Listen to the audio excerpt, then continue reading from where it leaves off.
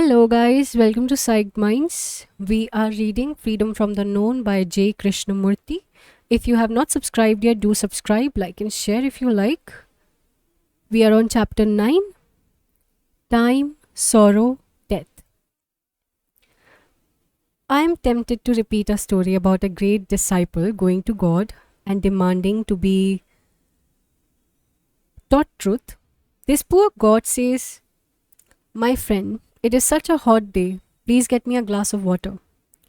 So the disciple goes out and knocks on the door of the first house he comes to, and a beautiful young lady opens the door.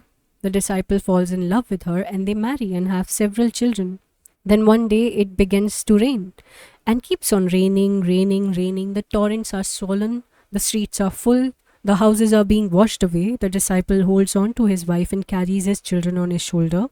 And as he is being swept away, he calls out, "Lord, please save me." And the Lord says, "Where is that glass of water I asked for?" It is rather a good story because most of us think in terms of time. Man lives by time. Inventing the future has been a favorite game of escape. We think that changes in ourselves can come about in time, that order in ourselves can be built up little by little, added to day by day, but time doesn't bring order or a peace. So we must stop thinking in terms of gradualness. This means that there is no tomorrow for us to be peaceful in. We have to be orderly on the instant. When there is real danger, time disappears, doesn't it? There is immediate action, but we do not see the danger of many of our problems, and therefore we invent time as a means of overcoming them. Time is a deceiver, as it doesn't do a thing to help us bring about a change in ourselves. Time is a movement which man has divided into past, present, and future. And as long as he divides it, he will always be in conflict. Is learning a matter of time? We have not learnt after all these thousands of years that there is a better way to live than by hating and killing each other. The problem of time is very important one to understand if we are to resolve this life, which we have helped to make as monstrous and meaningless as it is. The first thing to understand is that we can look at time only with that freshness and innocency of mind which we have already been into. We are confused about our many problems and lost in that confusion. Now, if one is lost in a wood, what is the first thing one does? One stops, doesn't one? One stops and looks around. But the more we are confused and lost in life, the more we chase around, searching, asking, demanding, begging. So the first thing, if I may suggest it, is that you completely stop inwardly. And when you do stop inwardly, psychologically, your mind becomes very peaceful, very clear. Then you can really look at this question of time. Problem exists only in time, that is when we meet an issue incompletely. This incomplete coming together with the issue creates the problem. When we meet a challenge partially, fragmentarily, or try to escape from it, that is, when we meet it without complete attention, we bring about a problem, and the problem continues so long as we continue to give it incomplete attention, so long as we hope to solve it one of these days. Do you know what time is?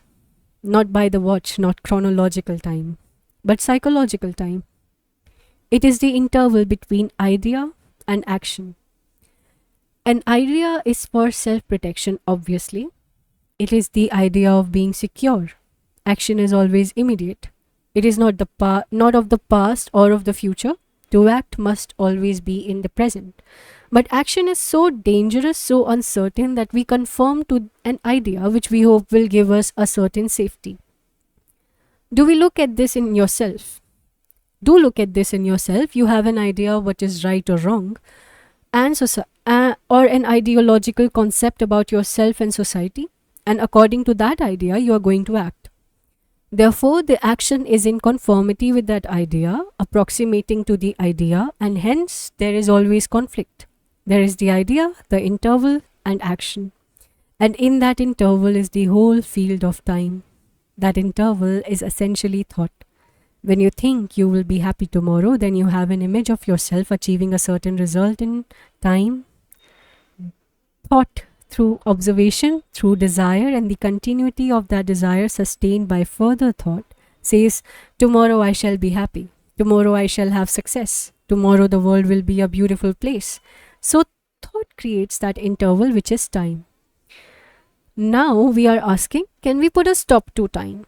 Can we live so completely that there is no tomorrow for thought to think about? Because time is sorrow. That is, yesterday or 1,000 yesterdays ago, you loved or had a companion who has gone, and that memory remains, and you are thinking about that pleasure and that pain. You are looking back, wishing and hoping, regretting, so thought, going over it again and again, breeds this thing we call sorrow and gives continuity to time. So long as there is this interval of time which has been bred by thought, there must be sorrow, there must be continuity of fear. So one asks oneself, can this interval come to an end? If you say, will it ever end? Then it is already an idea, something you want to achieve, and therefore you have an interval and you are caught again. Now take the question of death, which is an immense problem to most people. You know death, there it is walking every day by your side. Is it possible to meet it so completely that you do not make a problem of it at all? In order to meet it in such a way, all belief, all hope, all fear about it must come to an end. Otherwise, you are meeting this extraordinary thing with a conclusion, an image with a premeditated anxiety, and therefore you are meeting it with time. Time is the interval between the observer and the observed. That is, the observer, you, is afraid to meet this thing called death. You don't know what it means. You have all kind of hopes and theories about it. You believe in reincarnation or resurrection or in something called the soul, the Atma, a spiritual entity which is timeless and which you call by different names. Now, have you found out about yourself whether there is a soul, or is it an idea that has been handed down to you? Is there something permanent, continuous, which is beyond thought? If thought can think about it, it is within the field of thought and therefore it cannot be permanent, and because there is nothing permanent within the field of thought. To discover that nothing is permanent is of tremendous importance for all. Only then is the mind free. Then you can look, and in that there is great joy. You cannot be frightened of the unknown because you do not know what the unknown is, and so there is nothing to be frightened of.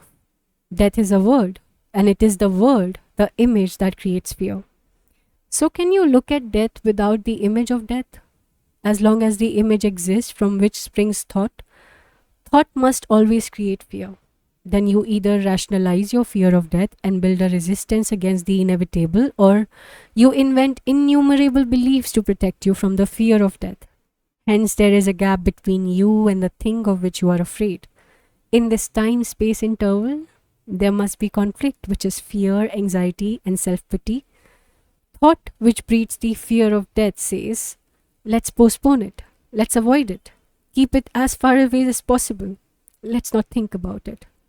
But you are thinking about it. When you say, I won't think about it, you have already thought out how to avoid it. You are frightened of death because you have postponed it. We have separated living from dying, and the interval between the living and the dying is fear. That interval, that time, is created by fear. Living is our daily torture, daily insult, sorrow and confusion, with occasional opening of a window over enchanted seas. That is what we call living, and we are afraid to die, which is to end this misery. We would rather cling to the known than face the unknown.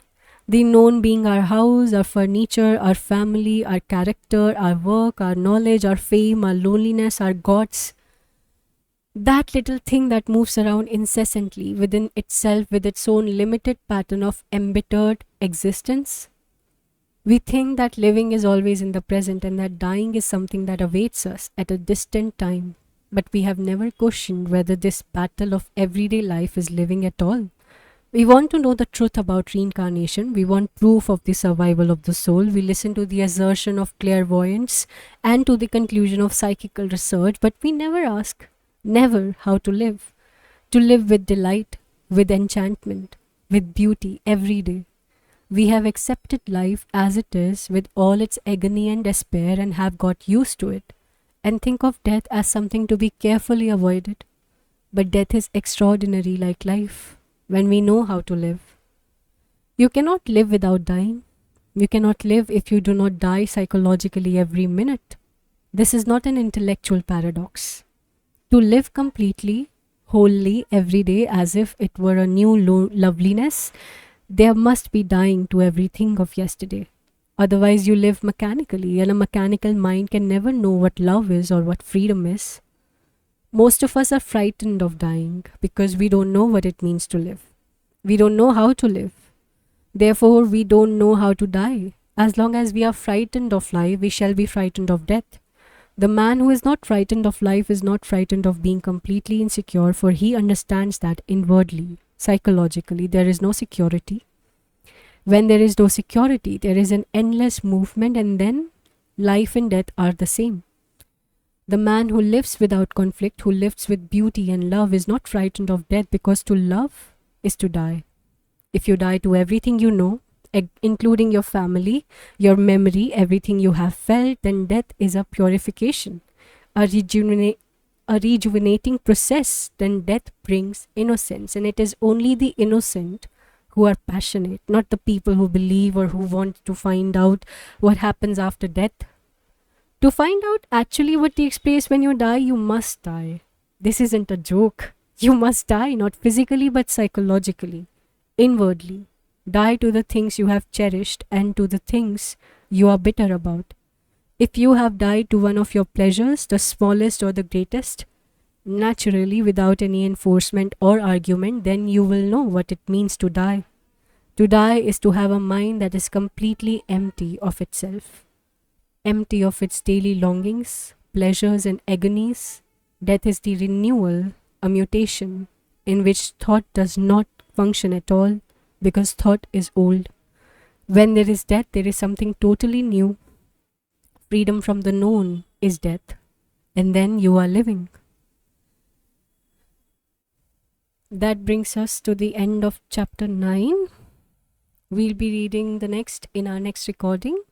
If you have any comments, any suggestions, recommendations, criticism, feedback, anything at all is welcome in the comment section of the video you're viewing or in the community section of YouTube channel. If you have not subscribed yet, do subscribe, like and share. Keep reading. Bye bye.